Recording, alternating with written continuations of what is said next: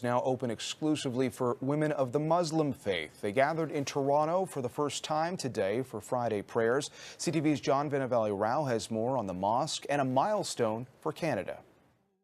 As Christians the world over spent Good Friday commemorating the crucifixion of Christ, at this United Church in Toronto, the day also marked a significant moment for a small group of trailblazing Muslim women. Women in Islam are a gift. We're not objects.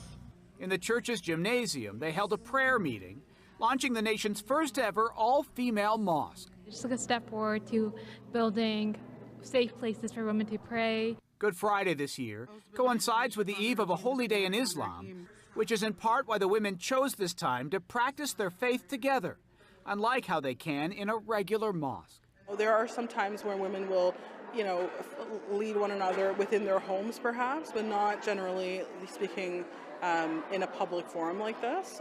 At most mosques, the men and women pray in separate areas, the women usually behind the men. Sometimes by mistake, I go to the men's part, sometimes I receive looks that you don't belong here. But here, it's only women. The founders say after the attacks on mosques in Quebec City and New Zealand, they wanted to create a safe space for women who've also dealt with misogyny and Islamophobia and want to heal together. So having a space of women is important.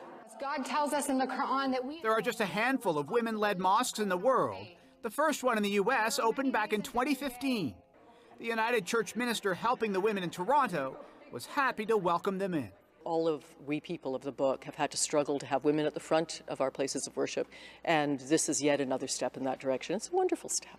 The co-founders of the Women's Only Mosque are making plans to take it on the road to communities across Ontario and around the country, sharing their experiences, spreading a message of love, and hoping more women will join in. John Vinavelli-Rao, CTV News, Toronto.